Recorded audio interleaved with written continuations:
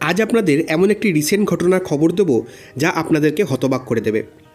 কোনোদিন শুনেছেন কোনো দেশ তার শত্রু দেশকে তার সমস্ত নিউক্লিয়ার ইনস্টলেশনের অবস্থান জানিয়ে দিয়েছে? অবাক হচ্ছেন? যদি বলি ঠিক এমনটাই করেছে আমাদের দেশ ভারত। আর কোন দেশের সাথে করেছে জানেন? ভারত তার সমস্ত নিউক্লিয়ার ইনস্টলেশনের খবর জানিয়েছে পাকিস্তানকে। কিন্তু তাহলে কি আমাদের বর্তমান সরকার আমাদের দেশের সমস্ত গোপনীয় তথ্যকে পাকিস্তানের কাছে ডিসক্লোজ করেছে, নাকি আমাদের দেশের সরকারকে কোনো বিদেশি শক্তি বাধ্য করেছে? এরপরই আপনাদের মনে প্রশ্ন উঠবে যে এরপর তো পাকিস্তান আমাদের সমস্ত নিউক্লিয়ার হাতিয়ারের সম্বন্ধে জেনে যাবে, আর ভবিষ্যতে কোনো রকম যুদ্ধ হলে নিউক্লিয়ার ইনস্টলেশনগুলিতে অ্যাটাক করে আমাদের অতি সহজে হারিয়ে দেবে। আমাদের গভর্নমেন্ট এরকমটা কেন করলো? তাই আমরা ভাবলাম যে এই নিউক্লিয়ার ইনস্টলেশনের লিস্ট শেয়ারিং ইভেন্টকে নিয়ে আপনাদের মনে যে সমস্ত প্রশ্ন আছে তা নিয়ে একটি ভিডিও বানানো যাক। তাই আমরা আজকের এই ভিডিওতে এই বিষয়ে বিস্তারিতভাবে আলোচনা করব আর দেখব যে সরকারের এই স্টেপ নেওয়ার পিছনে আসল কারণটা কী। এটা কি কোনো প্রোটোকল ছিল নাকি কোনো মাস্টার স্ট্রোক? তবে আর দেরি না করে চলুন শুরু করা যাক আজকের ভিডিও।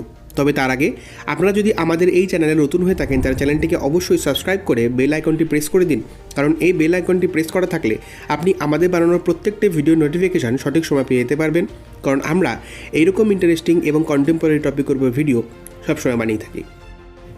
ভারত এবং পাকিস্তান একে অপরের সাথে দুই দেশের নিউক্লিয়ার ইনস্টলেশনের লিস্ট শেয়ার করেছে গত 1 জানুয়ারি 2022-এ, মানে এই বছরের প্রথম দিনে। কিন্তু এই লিস্টে স্পেসিফিক্যালি কী ছিল? এতে কি ভারতের কোনো ক্লাসিফাইড ইনফরমেশন ছিল? আসুন দেখে নিই। দেখুন, এটি 30 বছরের একটি প্রথা, যেখানে প্রত্যেক বছর 1 জানুয়ারিতে দুই দেশের তার নিউক্লিয়ার ইনস্টলেশনের লিস্ট একে অপরের সাথে শেয়ার করে।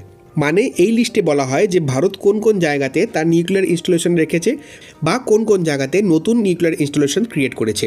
আর পাকিস্তানও তাদের তরফের লিস্টে পুরনো এবং নতুন নিউক্লিয়ার ইনস্টলেশনের খবর দেয় ভারতকে। কিন্তু আপনারা ভাবছেন ভারত এই বোকামো কেন করছে?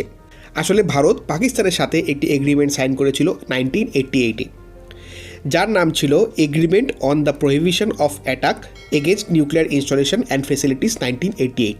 মানে এই এগ্রিমেন্ট অনুসারে ভবিষ্যতে ভারত এবং পাকিস্তানের মধ্যে যুদ্ধে দুই দেশ একে অপরের নিউক্লিয়ার ইনস্টলেশনের উপর অ্যাটাক করবে না।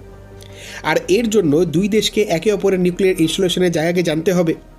তাই প্রত্যেক বছর 1 জানুয়ারিতে আমরা দিল্লিতে পাকিস্তান হাই কমিশনারকে একটি নিউক্লিয়ার ইনস্টলেশনের লিস্ট দেই, আর ইসলামাবাদে আমাদের হাই কমিশনারকে পাকিস্তান তাদের নিউক্লিয়ার ইনস্টলেশনের একটি লিস্ট দেয়। এই এগ্রিমেন্টে 3টে আর্টিকেল আছে। ফার্স্ট আর্টিকেলে বলা আছে যে দুই দেশের মধ্যে কোনো দেশের নিউক্লিয়ার ইনস্টলেশনের উপর ডাইরেক্টলি বা ইনডাইরেক্টলি অন্য দেশ অ্যাটাক করবে না, যাতে ওই নিউক্লিয়ার ইনস্টলেশনগুলির কোনো ক্ষতি বা ড্যামেজ হয়। কিন্তু আপনারা ভাবছেন যে এতে তো অনেক সমস্যা হয়ে যাবে, কারণ ভারতের যে সমস্ত স্ট্র্যাটেজিক নিউক্লিয়ার হাতিয়ার রয়েছে তার অবস্থান সম্পর্কে পাকিস্তান অবগত হয়ে যাবে। তাহলে ভারত এরকম বোকামো কেন করছে? আসুন দেখে নেওয়া যাক। নিউক্লিয়ার ইনস্টলেশন কাকে বলে এটাও এই এগ্রিমেন্টেই বলা হয়। এখানে আমাদের বুঝতে হবে যে আমরা কিন্তু পাকিস্তানের সাথে আমাদের স্ট্র্যাটেজিক নিউক্লিয়ার ইনস্টলেশন বা নিউক্লিয়ার হাতিয়ার বা নিউক্লিয়ার ওয়ারহেডের কোনো রকম তথ্য শেয়ার করি না।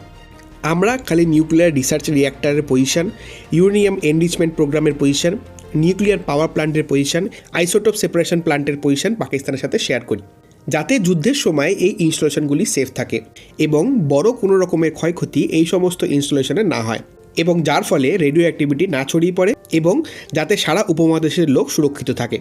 এগ্রিমেন্টের আর্টিকেল 2-তে বলা হয়েছে যে প্রত্যেক বছর 1 জানুয়ারিতে দুই দেশ তার নিউক্লিয়ার ইনস্টলেশনের ল্যাটিটিউড এবং লঙ্গিটিউড একে অপরের সাথে শেয়ার করবে। এই এগ্রিমেন্ট দুই দেশের মধ্যে সাইন হয়েছিল 31 ডিসেম্বর 1988, এবং এই এগ্রিমেন্টটি র্যাটিফাই হয়েছিল ডিসেম্বর 1989, এবং 1992-এর 1 জানুয়ারি থেকে দুই দেশ একে অপরের সাথে নিউক্লিয়ার ইনস্টলেশনের লিস্ট এক্সচেঞ্জ করছে।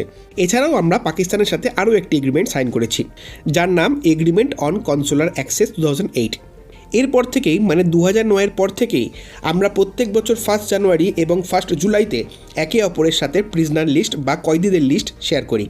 এই লিস্ট অনুসারে বর্তমানে ভারতের কাছে 355 জন পাকিস্তানি বন্দী আছে, যার মধ্যে 282 জন সাধারণ মানুষ আর 73 জন মৎস্যজীবী।